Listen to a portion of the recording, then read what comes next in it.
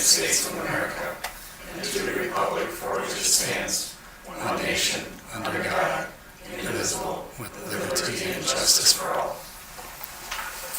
Welcome, everybody. We have one addition to the agenda, which is on D, City Council Business Administration. We have additional bills payable. Move to close the agenda with the addition. Second. We have a motion and a second. Any further discussion? All in favor, say aye. Aye. Opposed, same sign. Motion is carried. Consent agenda. We have regular City Council meeting minutes of June 23rd, 2025. Planning Commission meeting minutes of July 1st, 2025. Economic Development Authority meeting minutes of June 23rd, 2025. Water Lake Commission meeting minutes of June 16th, 2025. Economic Development Authority meeting minutes of June 19th, 2025. Planning Commission meeting minutes of June 3rd, 2025. Holy Olson meeting minutes of April 29th. Case items, application for exemption from lawful gambling permit, King Turkey Day. Financial statements, general fund statement of revenue and expenditures for the period of January 1st, 2025 to June 30th, 2025. Municipal liquor store income statement for the period of January 1st, 2025 to June 30th, 2025. Olson Park statement of revenue and expenditures and actual for the period of January 1st, 2025 through June 30th, 2025. Fieldhouse statement of revenue and expenditures, budget and actual for the period of January 1st, 2025 through June 30th, 2025, and bills payable. Motion to approve. Second? Okay, motion and second. Any further discussion? All in favor, say aye. Aye. Opposed, same sign. Motion is carried. On to administration, Worthington City Council Ward 1 vacancy appointment. Right, due to the resignation of our Worthington City Council Ward 1 Representative Larry Jansen, a City Council Subcommittee was established to provide a recommendation for a new representative for Ward 1. 3 eligible applicants were interviewed, and the subcommittee is bringing forward their recommendation for City Council to appoint as the new representative for Ward 1 pursuant to Minnesota Statute 412.02, Subdivision 2A, and Worthington City Charter Section 2.07. The appointee will serve the remainder of Council Member Jansen's current term ending in December of 2026.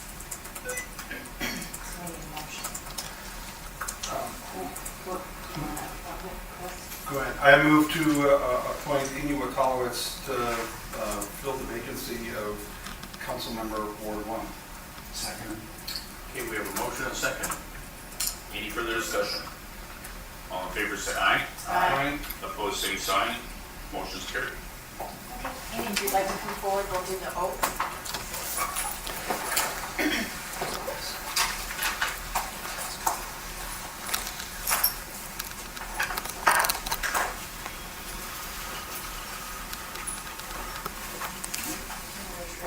Do certainly. I, Amy Watalowitz, I, Amy Watalowitz, do solemnly swear or affirm do solemnly swear or affirm that I will support the Constitution of the United States, that I will support the Constitution of the United the States, Constitution of the State of Minnesota, the Constitution of the State of Minnesota, the City Charter, the City Charter, and the Code of the City of Worthington, and the Code of the City of Worthington, and that I will discharge faithfully and that I will discharge faithfully the duties of the office of council member, the duties of the office of council member, Ward 1, Ward 1, in the City of Worthington, in the City of Worthington, County of Nobles, County of the Knowles, State of Minnesota, State of Minnesota, to the best of my judgment and ability. to the best of my judgment and ability. Congratulations.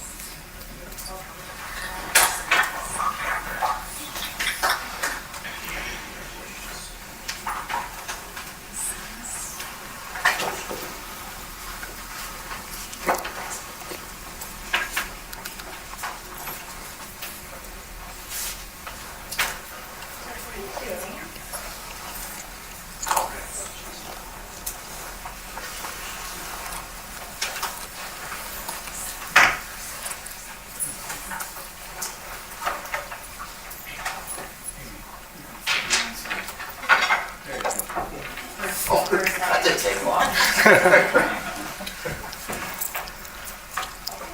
Okay, on to application for taxi operator license. The Nobles County Joint Powers Transit Authority has authorized that non-exclusive taxi service operators may apply for a license to provide fare-based rides in Worthington upon approval by the Worthington City Council in accordance with City Ordinance Chapter 118. Enclosed as Exhibit 2 is an application from Jonas D. Fischia of My Taxi of Worthington to operate a taxi service in Worthington and the surrounding area. Hours of operation are Monday through Sunday, and it would be a 24-hour service. Mr. Fischia has provided proof of insurance, taxi vehicle inspection report, and an IRS employer identification number. Council action is requested to consider the application and approval. Mike? So does this mean that other people can come forward and apply for a taxi license as well? Yes, So because it's not going to be exclusive? it's not exclusive anymore. That opens up to like Uber and then all that type of taxi service as well. Chris, do you have anything from the Transit Authority? Nothing from the transit authority, no. I just have a question if it was going good for them and they wanted to add another vehicle, another driver, do they have to come back and apply for additional taxes? That I'm not sure of. Okay. I can find that out. I move to approve the application. Second. Okay, we have a motion and a second. Any further discussion? All in favor, say aye. Aye. Opposed, same sign. Motion is carried. On to second reading proposed ordinance to amend City Code Chapter 117, cannabis business buffer. Pursuant to published notice, this is the time and date set for the second reading of a proposed ordinance to amend City Code Chapter 117, Cannabis Business Buffer. A complete copy of the ordinance was provided in your June 23rd, 2025 council agenda. Council action is requested to give a second reading to the proposed ordinance. And what's that buffer again? 1,000 feet. 1,000 feet between businesses? Yes. Okay.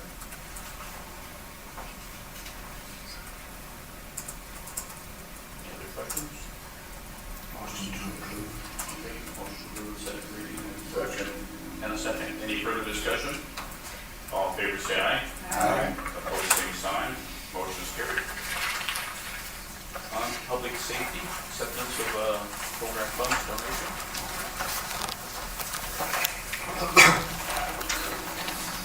Thank you, Mayor, Council. I'm here tonight on a case item to accept program funds through a donation. The New City Buffet generously donated $500 to the Worthington Police Department to benefit public safety programs. The contribution will be utilized as part of a future public safety equipment purchase. Council action is requested to adopt the resolution shown in Exhibit 1, accepting the $500 donation. Move to approve and accept the donation with a thank you to New City Buffet. Second. Okay, we have a motion and a second. Any further discussion? All in favor, say aye. Aye. Opposed, same sign. Motion is carried. Thank you. Thank you. Community development. All right, good evening, Mayor, Council. The first item on the agenda here is a conditional use permit request for a dispensary at 1300 Humiston Avenue. Freedom Paradise Holdings has requested a conditional use permit to allow for the operation of a cannabis retail dispensary at 1300 Humiston. The applicant plans to combine the vacant middle unit with the adjoining unit on the west side of the building. Pursuant to City Code Chapter 155, Appendix E, Table 5, cannabis retail facilities are permitted by conditional use only in the B3 district, the zoning designation of the subject property. At its July 1st meeting, the City Planning Commission voted unanimously to recommend approval of the requested conditional use permit with the following conditions. 1, the business shall have no signage with flashing or blinking lights, and brightness shall be consistent with surrounding signage. And 2, the business must be in substantial conformance with the floor plan as submitted.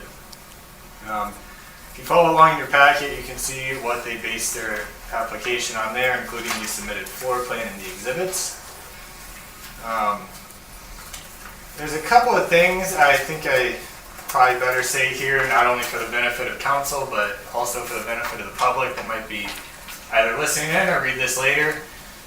The first is, we've heard comments that there are many people that maybe aren't happy that this industry is coming to the city. And for better or worse, the state has given the city no legal authority to prohibit it entirely in the city. So it is here regardless of whatever the city may think of it. And secondly, I know there's been a lot of concern for the existing business, Jimmy John's, in that location. And as unfortunate as it is that you might lose a business there, at the end of the day, it is up to the landlord to negotiate a lease with their tenant. And it's not really the city's role to manage the leases that are negotiated between tenants and landlords in the city. And as you go into considering this request here, you're essentially considering a conditional use permit from a business that has already signed a lease for this space. There's really no guarantee that Jimmy John's would even stay there if you deny this, nor should that really be a consideration that you give to this tonight. So while we do like to support our existing businesses and things, unfortunately sometimes things just don't work out and leases don't work out between landlords and tenants. So with that, should council concur with the findings of the planning commission, they may approve the request by motion. Any council member voting against the application must state the reasons for doing so for the record. Council action is requested. Amy. So there's no legal recourse for us to say no to this? If you find, that there would be significant adverse impacts on the surrounding area or other things of that nature, consistent with any other conditional use permit you've considered in the city, I suppose that would be grounds to deny it if you can lay those out. But just that, nobody wants to see Jimmy John's closed. I mean, that's a big deal. I know technically we can't take that into consideration. That's a lot of people don't want to see that closed, right? So, but you're telling us there's really No, consideration of the existing business, I'll be honest with you, would not be grounds to deny this request today. As unfortunate as it is, I love Jimmy John's as much as anybody else here, so. Mike? This happened to us a few years ago and we denied a conditional use permit. But the owners came right back and threatened to take us to court because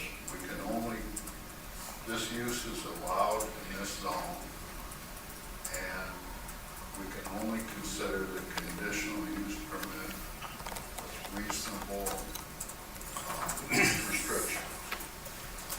That's all we can consider tonight as a city. Now, having said that, when they do come back for a license that the city has to approve, I have some serious questions and concerns for this business, namely with ownership and that kind of stuff, not necessarily the location we're considering in conditional use permit. Now, having said that, I think we should add another condition to this. I think we should add a camera that is facing to the west parking lot. I think the parking lot, there needs to be cameras that cover the whole parking lot in a business zone. And so there are 2 cameras now, but one's on the entry point, which I can't see would cover the west parking lot. So I would make a motion to add cameras on the west side of the building that tends to cover the whole parking lot. The front one should cover the parking to the north, right? But I think in businesses, I think we should have full camera system on the parking lot. For what specific purposes to the general public? Well, just to monitor activity. But we can't monitor their activity. We can't monitor their But if activity. something happens, in that parking lot, at least there's a record of the camera. Are we It's sitting? not used by city staff to monitor it. It's used to record any possible activities that may be of nature. I don't disagree with that at all. Would that set a precedent where in the future, we are asking other businesses to put cameras on their So this businesses is as a well? conditional use for this business, for this type of business. Matt, do you see any issues with that? Well, first, Mindy or the audience, Mike's muted, by any chance? The audience says yes. Yeah, first thing I'll say is Minnesota administrative rules that have been adopted and approved now do have certain security system requirements already, including camera requirements, certain video quality. I believe it's 20 foot around all the exteriors they have to cover. As you consider these, I think yes, requiring that their own private security system have camera view of the entire premise is a reasonable condition you can place on this. So they're already mandated to have some type of surveillance. Yep. Yeah, to the one they've got in here for a security plan, which cameras will be installed at all exterior and interior access points and doors. That's probably front and back, I would imagine. But doesn't cover the west part. That I don't know. Doesn't say specifically that.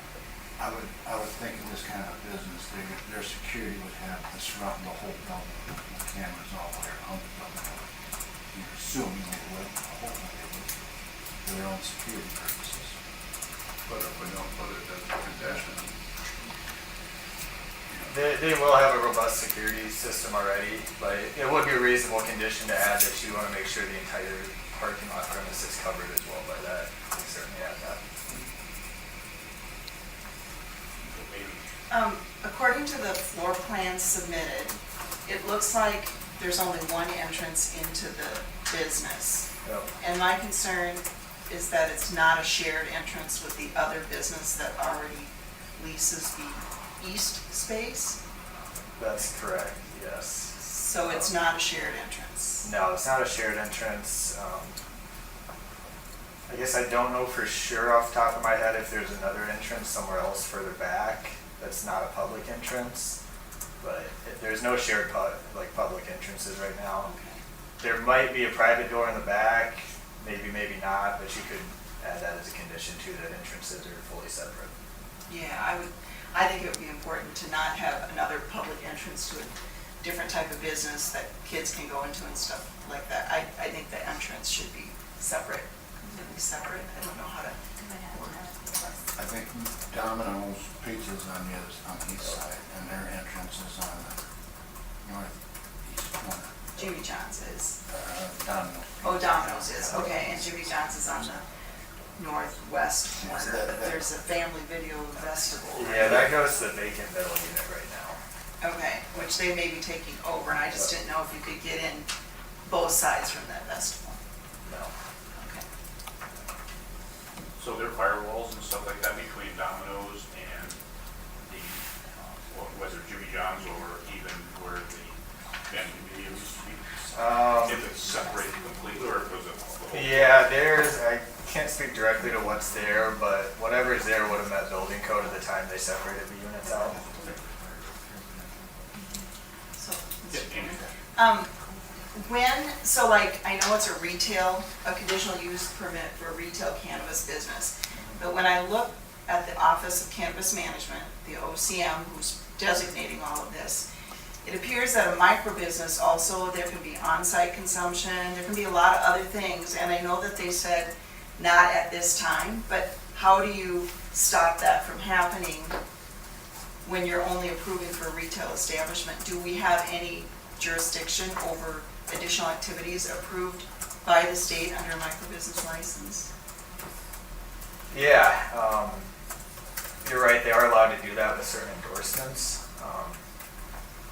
And I'll be honest, I don't really know entirely what those endorsements are looking like and what process they're going through to add those. I think you could reasonably attach that to this conditional use permit. You know, that there be no on-site consumption or no cultivation on-site, which aligns already with their business plan as they proposed it. So you would just state restricted to retail only, and, or restricted to no consumption and no on-site? I think either one would probably be good. Okay. Yeah. And I guess it's hard for me to say, yes, that's, you know, a reasonable thing to place on these. I haven't really seen how a lot of these have played out in other communities yet because it's so new. Right. But I think that would be a reasonable restriction to place on this, especially given how close it is to residential properties and things like that. Sorry. So the individual whose name is on the license is different than the entity that has come forward. Do we have any, like, I know licenses are not, or registrations are not transferable, but what if somebody sets up a shell and they're 100% owner of that LLC shell, and then they suddenly sell it to somebody completely, or sell ownership interest to somebody completely different? Do we have any? Is that in the registration piece that it's? not Yeah, transferable? and there's a process in our ordinance now that requires that we be notified of that. Okay. You'll see the ownership change over the years, I'm sure, probably multiple times for dispensaries as they come and go with different owners.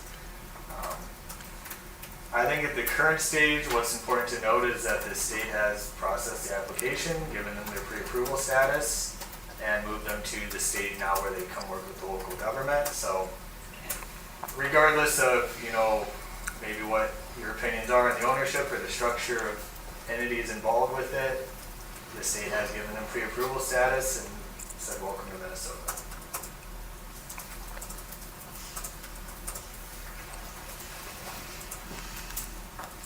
Anybody else have anything?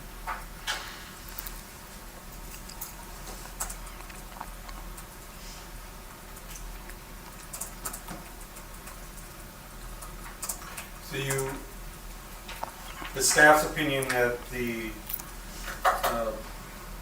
addition of the conditions regarding the extension of surveillance coverage to cover the entire parking lot of the building that the business would reside in, plus the addition of no on-site consumption and no on-site cultivation is reasonable.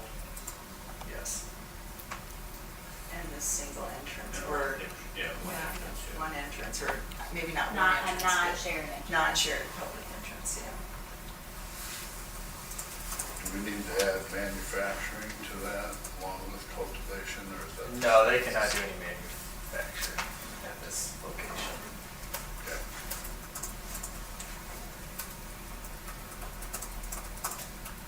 I'd make a motion to approve the conditional use permit of the two additional, I have three.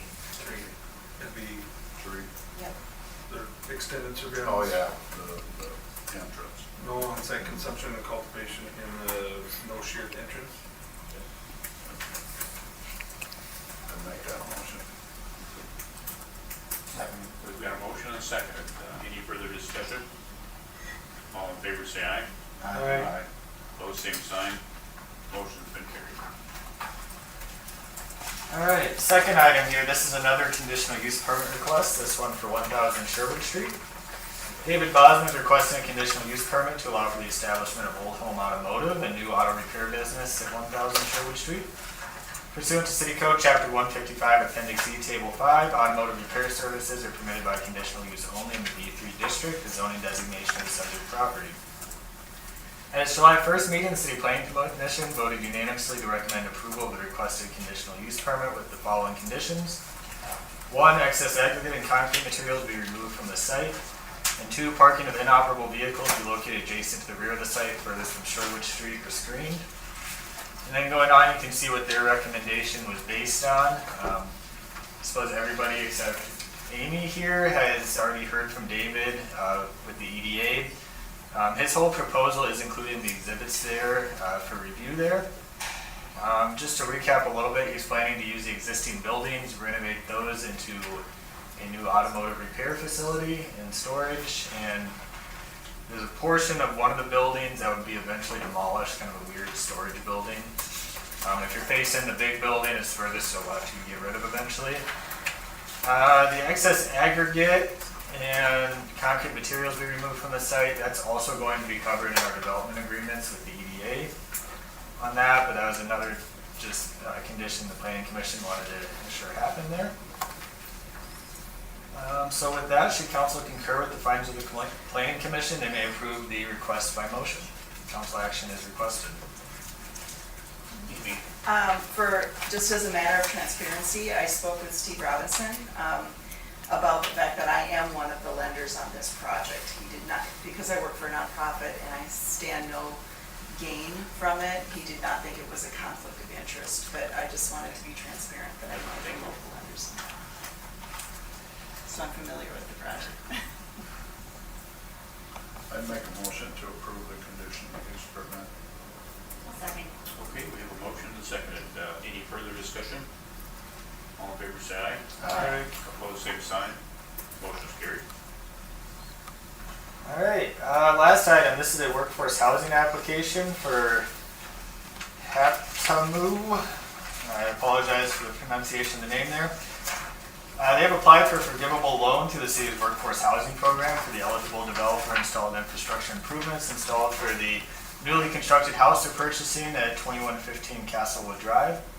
The program, adopted in 2008, was created to encourage the construction of affordable housing units within the boundaries of TIF District Number 7. By offering forgivable loans to qualified buyers to essentially pay outstanding assessments and other infrastructure costs attributable to those lots. So TIF 7, if you're not familiar, was those funds primarily go back to infrastructure. This was a program created essentially as a down payment assistance program for qualified buyers, and it covers what was calculated out to be the cost of assessments and infrastructure for each lot in that development. We've approved a number of these spanning many years. This one, I believe, will probably be the last one we'll do since there are other lots out there now. A copy of those program guidelines are provided in Exhibit 3A, and the total amount they're eligible for is $24,701.19 for this lot. Based on the guidelines, a forgivable loan would be structured for 5 years at an interest rate of 5%. Each year the applicant owns and resides in the home, the annual payment is forgiven. After 5 years, it's fully forgiven. Should the applicant move or sell the house during the loan period, they would be responsible for the outstanding loan balance. Staff has reviewed the application and determined the applicant meets the eligibility criteria and are eligible for the forgivable loan.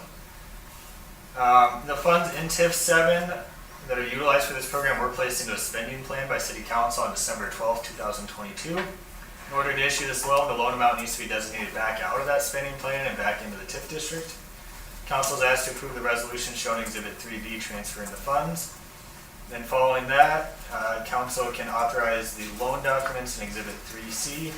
So we're looking for 2 motions here. One is to transfer the funds back to TIF 7 from the spending plan, and then to approve the loan documents in 3C.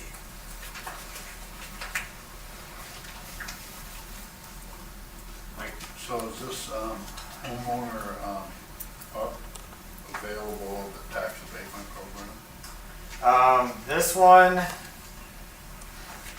they did not receive tax abatement on this.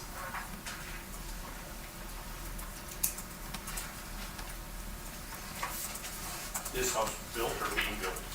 This house is, construction is finished now.